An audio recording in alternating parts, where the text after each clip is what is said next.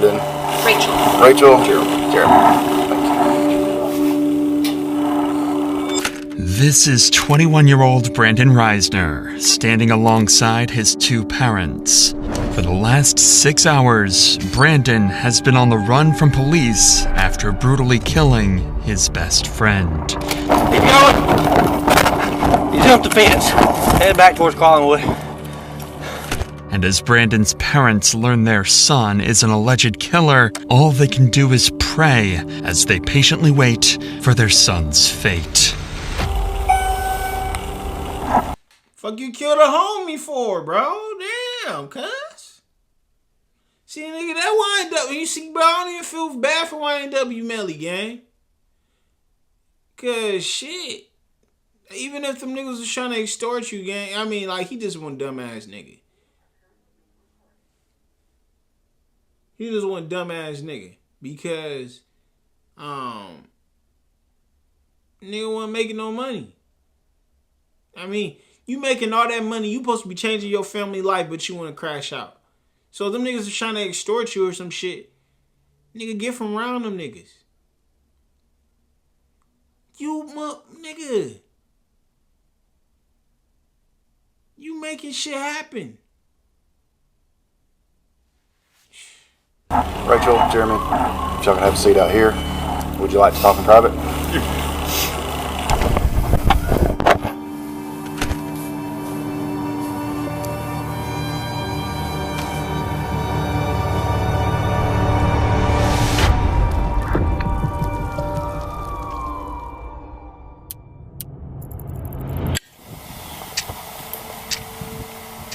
On a cold November morning in 2022, a ditched Toyota Prius would be discovered by officers in Rome, Georgia. There's nothing. That's what I was looking for. There's nothing. Why this car was ditched in the middle of a creek is something police were yet to figure out. Y'all don't think he's in there? No, I didn't already Oh, okay. Son's name's Aaron Davis. Supposed to be coming to Rome to see some friends and going to Alabama to see his girlfriend. I don't think he made it there. Nah. I wonder where he's at. Why his car's down there. Crazy thing is, there's nothing. I mean, there was no acceleration. It's almost like it just Rode off in there or something. yeah. Didn't go all the way up in park or something. Yeah, I mean, there's lights on like it's, but it ain't running. I rode over here to see what was going on. He was down there changing out the trash. A tow truck would eventually come and lift the vehicle out from the creek, and upon searching the license plate number, they would discover it belonged to 21-year-old Aaron Davis. Luckily, the town of Rome, Georgia is relatively small, and officers were already familiar with the name, so Lieutenant Sailors would give Aaron's father a call a few minutes later. Then he's got to go up to visit his girlfriend in Alabama after that. Okay. Yeah, can you see if you maybe can get a hold of him and check in with him, see where his car's supposed to be? So you just found the car abandoned there? Yeah, it's actually off in a little ditch. We're in the process. Nigga. Bro, just think about what his dad... Bro, I'm a nigga, my heart would have dropped. What you mean, bro? Because, nigga, my heart just damn near dropped right there. Oh, you just found his car abandoned? Fuck. Process of getting it out. I don't think there's anybody in it right now. Aaron's car being ditched is just as much of a mystery to his father as it is for the police. However, he did have some useful details he was able to give the lieutenant following this call. The night prior to this footage, Aaron went to visit his longtime friend, Brandon Reisner. The two had been friends since middle school, and their friendship continued all the way through college. Aaron had just recently graduated from Brigham Young University, so his over 60-mile travel to visit Brandon was meant to celebrate the new start to adulthood. But ever since Aaron had left for Brandon's house, nobody had heard from him, and his phone would go straight to voicemail. All of these strange mysteries would lead Aaron's father to file a missing persons report, and an investigation to find Aaron would officially begin. First, and most obviously, police would give Brandon Reisner a call, as he was supposedly the last person to have been in contact with Aaron. Hey, I'm Lieutenant Sailor's Rome Police. You doing all right today? Yes, I am. I'm looking for my friend right now. Yeah, that's what I was calling about. You hadn't heard from him? I have not. I've tried calling him, and it's just gone straight to voicemail. And I heard he was at Heritage Park, so that's where I'm at right now. So I'm looking around. Do you guys know where the car was?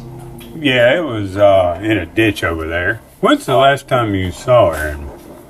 I saw him last night. About what time? Well, we started drinking around like 12, noon. He started throwing up pretty bad. He told me to leave him alone. I guess I woke up around like 1 or 2 a.m. And that's when I saw that his car was gone. All right. Well, if y'all hear from him, let us know, okay? Yeah, thank you for the help, sir. All right. Bye-bye. Brandon's story made complete sense, and he even claimed to be actively looking for Aaron at the time of the phone call, as any good friend would do. It seemed like Brandon was clearly the person they needed to speak to further in order to get to the bottom of Aaron's disappearance. So a few hours later, they showed up, unannounced, at Brandon's house to get more answers about what happened the night before, this time face to face. Hey, what's going on? I'm Officer Gar with the Rome Police Department. We're following up on all this. Can you walk me through what's going on? Just make sure we're all on the same page. We started drinking around 12 yesterday. Yeah, it's you and Aaron, right? Yeah, me and Aaron. Okay. Anyone else with you guys? And went to bars, and I had bought some red wine. Yeah. And came back here, started drinking red wine. He's stuttering too much. Nigga don't, nigga, the police in front of your shit, nigga, somebody dead, nigga, come on. Playing.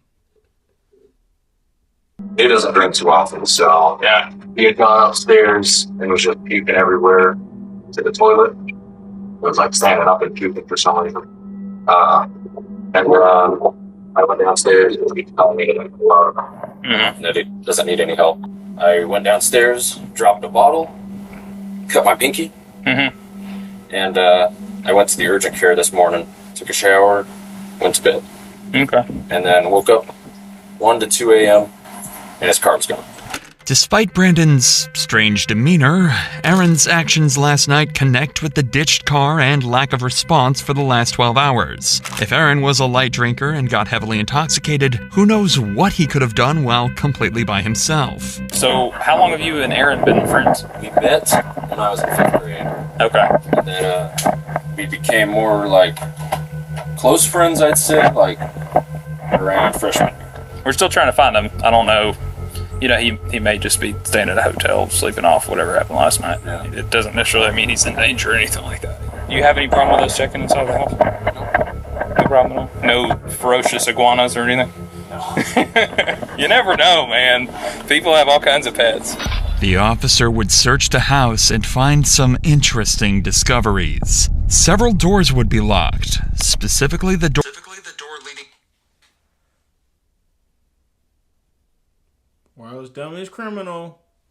If you just killed this nigga, why you say, yeah, he can search your house?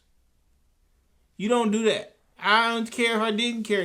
I wouldn't let them niggas search my house. But these criminals get dumb. I don't know if this is going to show something, but it's just like, nigga, no, I don't want people in my shit. Nigga, I don't know you. Nigga think because he got a badge and shit. No, nigga, I don't let strangers in my house just because you fucking work for the police. I'm gonna let you in my house. I don't give a fuck, you the police, nigga. You the fucking... I don't know. If only time I let a stranger in my... If it's a fire and you're a firefighter. Nigga, the fuck? Door leading to Aaron's room, where he supposedly threw up several times. This was strange, so Brandon would be called inside to help get them up to Aaron's room. Do you mind coming in here with me so you can just show me where I'm going and all that? Yeah. Just makes it a little bit easier. The bathroom is up there that he was up checking in. I got you. Oh, Lord. Is that what's in the laundry right now, I guess? Okay. Officers would notice a strong chemical smell coming from the room and find excessive amounts of cleaning supplies. But all of that would mean nothing compared to what they found next.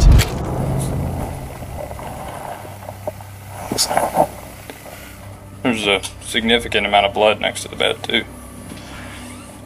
Decent. More than just vomit all the way over here. Looks like it's been there a while, but he could have been throwing up blood, I guess. See all that? It's weird to be throwing up blood like that. Not to mention, if he had alcohol poisoning, he wouldn't have been able to get up and move around this morning. Especially at 2 or 3 in the morning. Just poured powder right there, too. That's it right now. The cops are starting to find the whole scenario awfully suspicious. The odd story from Brandon, the puddles of blood in Aaron's room, the hundreds of dollars worth of cleaning supplies. It seems as though Brandon sensed the officer's suspicion arising as well, as when Aaron's room was being searched, he decided to do this.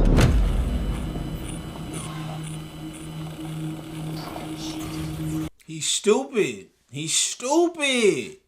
He's dumb.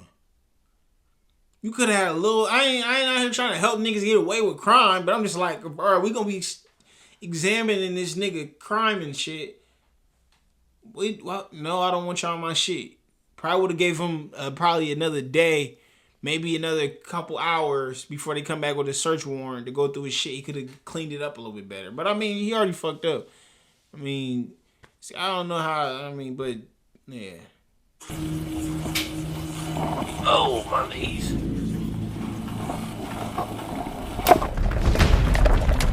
Keep going. Hey, don't quit.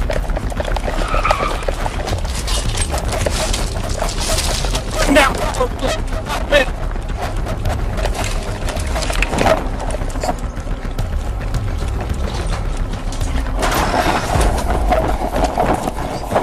He jumped the fence. Headed back towards Collinwood. That nigga a fucking athlete. Who he play for? Blue Mountain State? The fuck, nigga? You see that shit? Nigga out of there. That nigga got little. Nigga Forrest Gump on them niggas. Damn. That damn.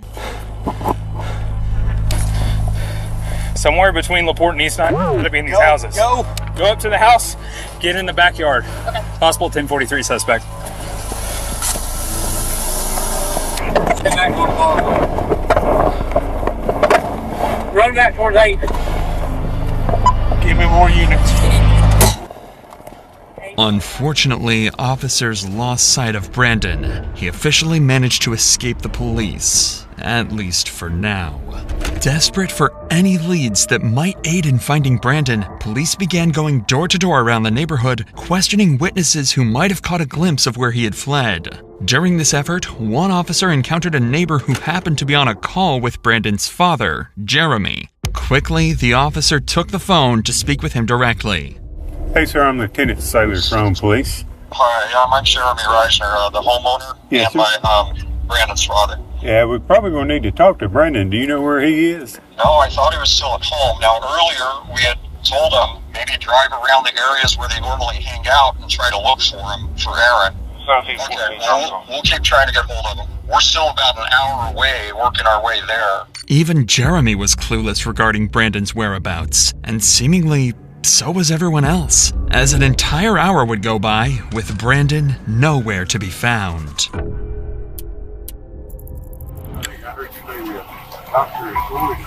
I am. Okay.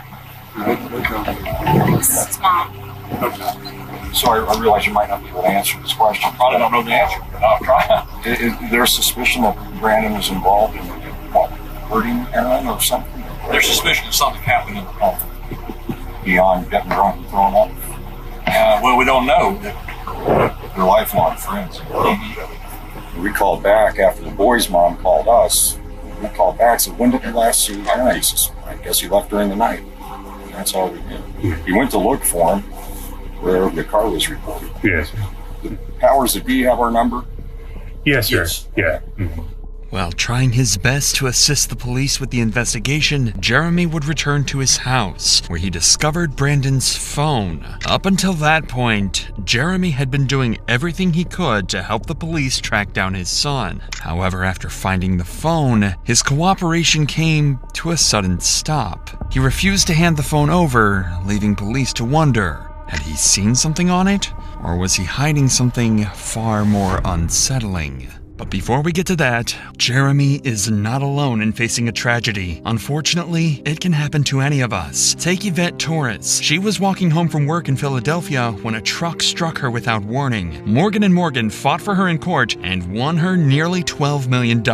If you're seriously hurt, your injury could be worth millions. With over 1,000 attorneys, Morgan & Morgan will fight to give you the best results if you become their client. And unless you win, they do it all for free. In just the past few months, Morgan & Morgan has helped hundreds of people. One car crash victim in Florida won a verdict worth $12 million, and another in Philadelphia, $26 million. That was 40 times more than their insurance offered. So if you ever got seriously injured, your case could be worth millions. And it takes only a few minutes to see if you have a case. You can start your claim with Morgan & Morgan by visiting www.forthepeople.com/insanity found in the description, or by scanning the QR code on the screen from your phone's camera. With that said, let's get back to Jeremy, who would go on to discover Brandon's phone while searching around the house.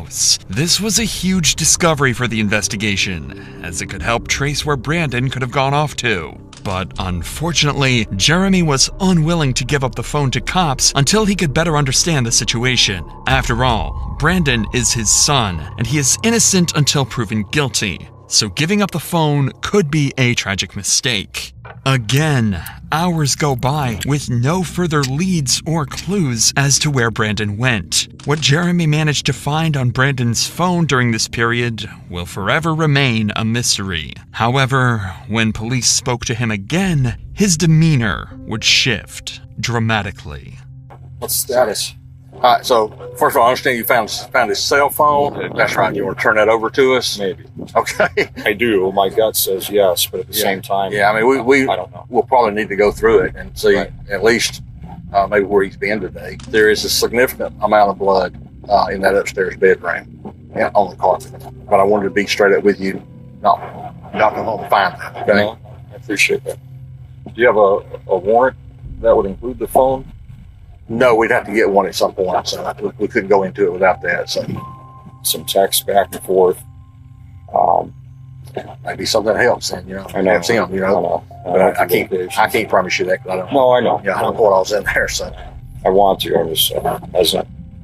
I know, as a father, I understand that.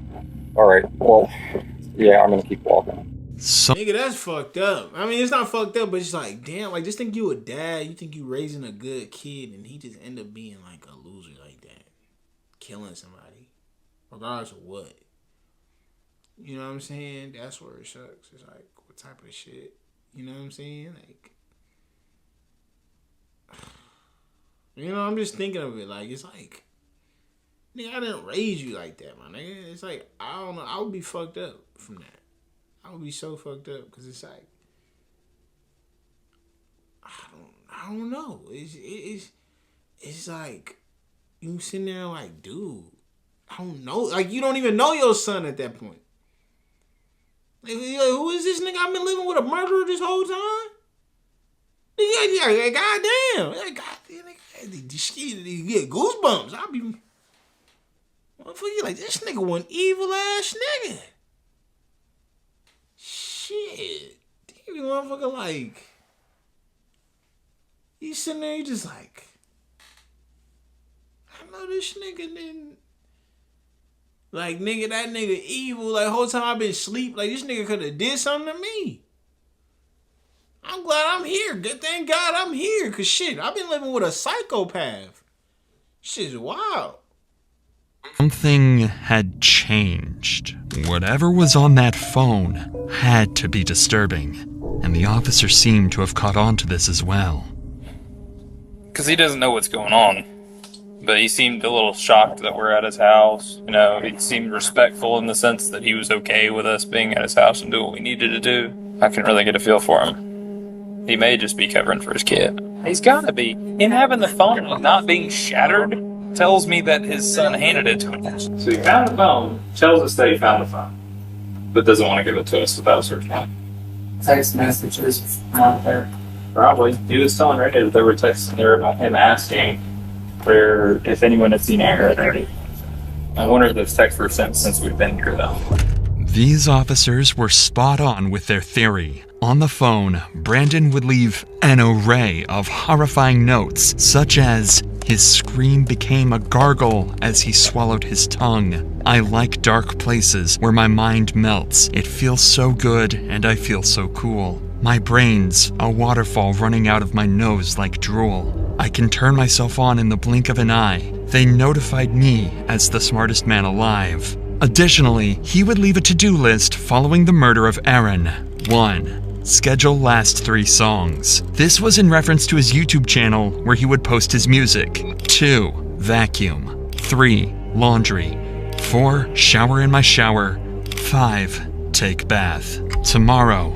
1. Text Rachel that Aaron threw up horribly. I think there was some blood in it. 2. I woke up and he was gone. Whether or not these exact messages were what alarmed Jeremy is unknown, but something on that phone made it clear to him that Brandon had killed Aaron. And just an hour later, Jeremy would call police, detailing that he was with Brandon and that he was willing to surrender and turn himself in. So 25 minutes later, Brandon and his parents would arrive at the station. You're with Brandon. Rachel? Jeremy. Thank you. Nigga, don't be touching his shoulder like he a cool ass son. Give a fuck, nigga. You raised that nigga. Fuck out of here with that goof ass hat. He look gay. Fucking nigga, when you trying to look like Trevor Lawrence and shit, bitch ass nigga. Thinking that shit cool. That nigga your best friend and you murked that nigga. He drove 64 miles to kick it with you and you murked him. You's a hoe. You's a hoe ass hoe.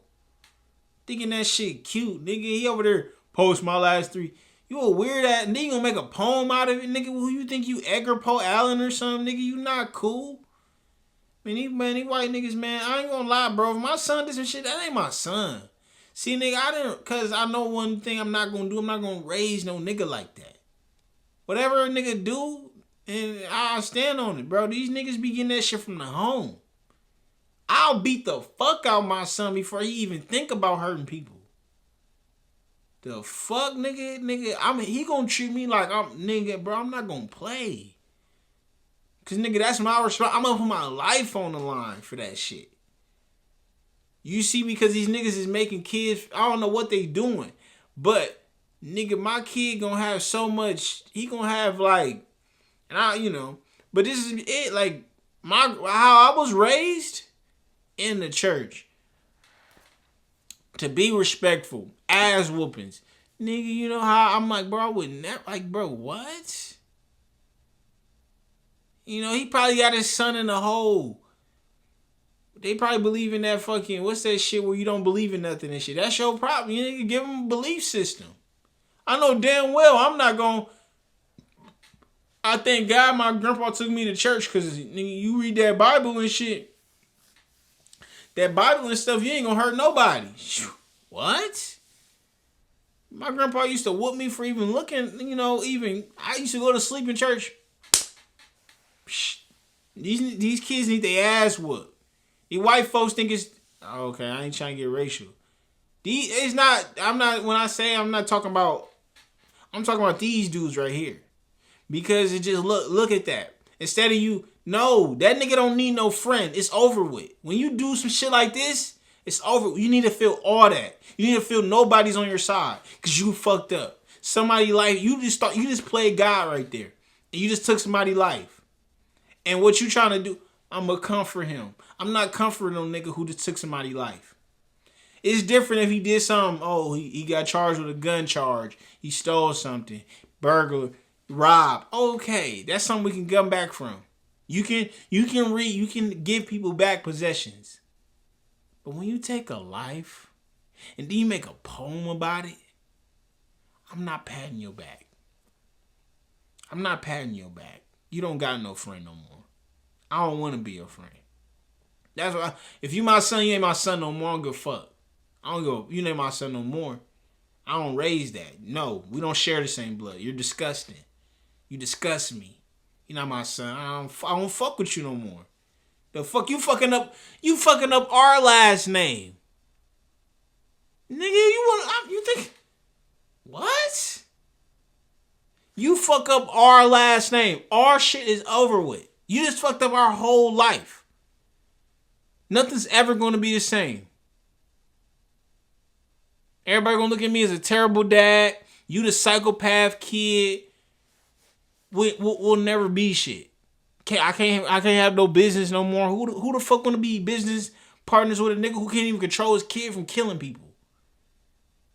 Nigga 21. Oh, that just fucking big ass nigga. He supposed to be in the league or something. He killing folks. You a pathetic ass dad. You a pathetic. You're pathetic. Worst dad ever. Swear.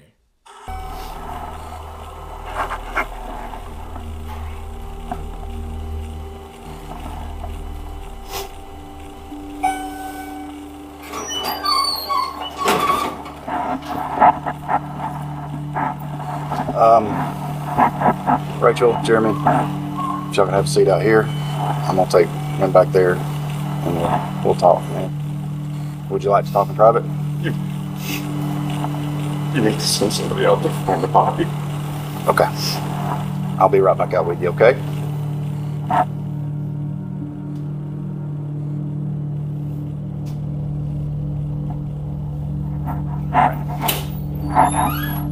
Anything in your pockets that I need to know about? Wallet and keys. Have those real quick. Anything else? No. Sorry about that. Go ahead and have a seat. Now that Brandon was secured, the detective would sit him down to try and get a basic confession or any information that might ease the path to conviction. Alright, like I was saying, I'm Detective York. I work here at the wrong PD, of course. Detective York, yep, that's me. So before we get started, got some paperwork you gotta fill out. The detective would start the interview by getting Brandon's basic information and contact addresses. So I'm gonna read you some stuff before we get started, okay? You have the right to remain silent. You have the right to talk to a lawyer for advice before you are asked questions and have him with you during questioning. I would like a lawyer. You would like a lawyer, okay? Alright, sit tight for just a minute. Brandon was smart. He knows nothing he says in the interrogation room will go on to help him in court, so he decides to keep his mouth shut. While this is unfortunate for the detective, Brandon's parents are more than willing to have a discussion with him, so instead, he turns his attention over to them to try and get the information that he's looking for.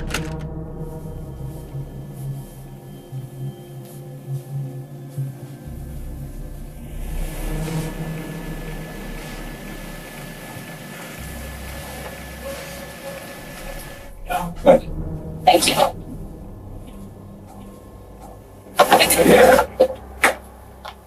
There's a lot going on right now. Anything that we can do to go right now. Get you back in the pocket. I can take you out. Try to show you. I can try to show you. You can try to show us the general area, yeah. Okay. There's an old cemetery. Up the hill. You turn left. Trendle, something like Trendle. Okay. We can show you. All right. This statement from Jeremy was crucial information to track down Aaron's body. But as valuable as this information is, the detective recognized the importance of capitalizing on the opportunity to gather as much from Jeremy as possible while he remained cooperative. With this in mind, he shifted his focus to delving deeper into Brandon's personal life before turning to search for the body. Brandon, we brought him home from college because he was having anxiety attacks, he was having suicidal thoughts, he was having visions. Brought him home to make him safe. I gotta get his medications right. got a call from Brandon this morning at 9 or 10. He was asking about one thing up falling. So they had drank. He didn't want Dad finding out that there was vomit upstairs in the carpet. That's all we heard. And then an hour or two goes by, and boy's mom calls us. Or I called Brandon back like immediately after getting murder. He said, do you know where Aaron is? He says, no. Together around 5. And we were told that Aaron had run away. Ran from the house, ran from the police. His body is luckily there. He's mentally unstable. He has Tourette's since he was a kid, diagnosed as a kid.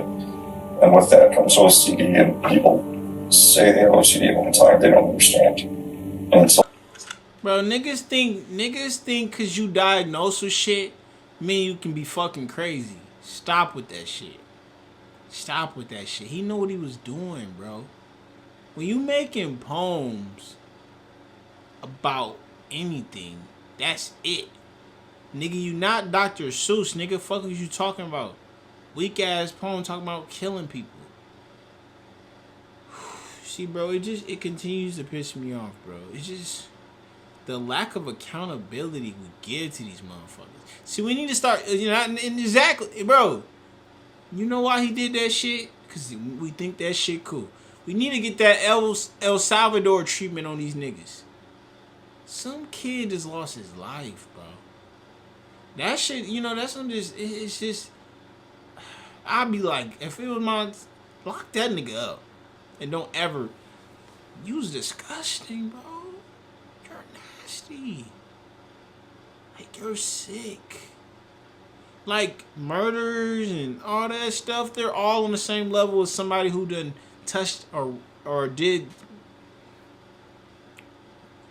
stuff to kids. That's the same.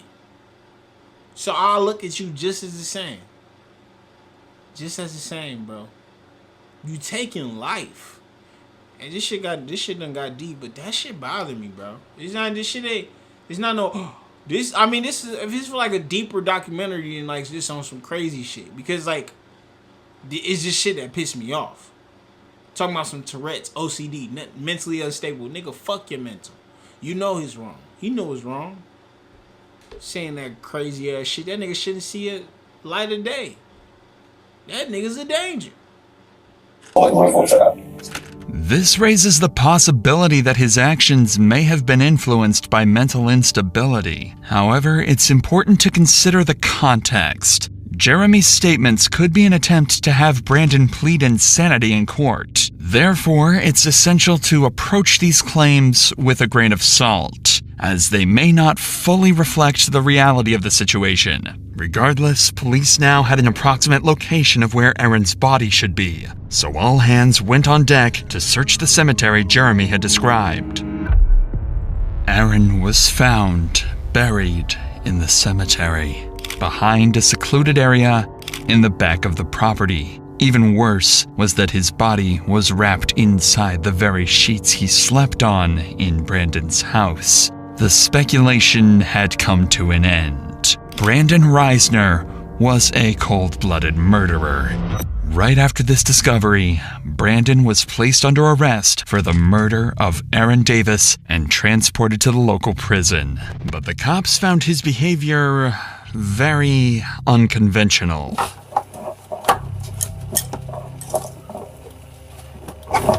Stand right there. Go.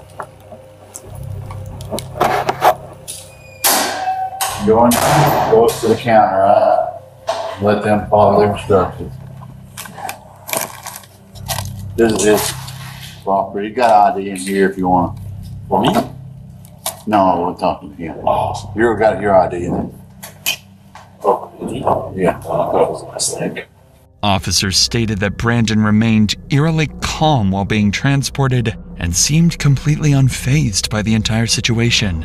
And while Brandon had been successfully captured and the case had seemingly came to a successful conclusion, officers had one tragic duty to complete before the end of the day: break the news to Aaron's parents that their son had been murdered. We need questions. Here? Yep. don't know a whole lot because I'm not. I've been here doing a lot of research. Be specific. Bro, I'm about to cry, gang. That's, nigga, that's why we don't do these type of reactions on our channel. Cause it's too deep, bro. It's too deep, man. And it's like, it's cool to get that deep, bro, but it's like, shit like that really fuck with me, bro. Cause it's just, because my weird thing is I'm a thinker. And I try to think my way into where like these niggas mental. But not only them, and then also the victims. Just think they childhood friends. Your son trusts them. And you know, that's where it's scary. And it kind of hurt because it's like we multiple times throughout our day we trust people. Friends, childhood friends. And you never know what type of nigga it is. You never know what that nigga got in his mind. And that's where it gets spooky.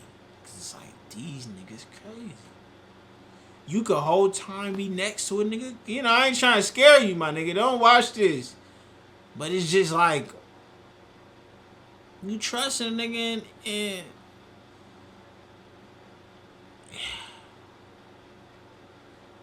fuck, bro. Shit crazy.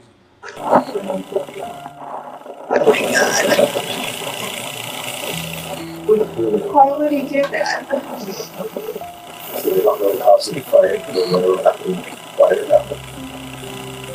Why you do that? We need my son. The family needs him. Oh my God. Aaron was a recent college graduate and a good kid with a bright future ahead of him. His sudden death is nothing short of an evil, horrifying act on Brandon's behalf, and justice had to be served for Aaron's and his family's sake. That justice would come inside the courtroom. On July 18th, 2024, Brandon was left with little to no defense for his crimes, and his plea to claim mental insanity was quickly ruled out. And I have come to the conclusion... Nigga, that's him? That's him? Bro, that's no way.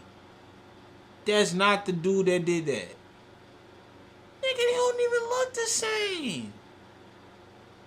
Ah, them niggas, hey, that nigga ain't aged not good, not one. Nigga, what? That is not him. They lying.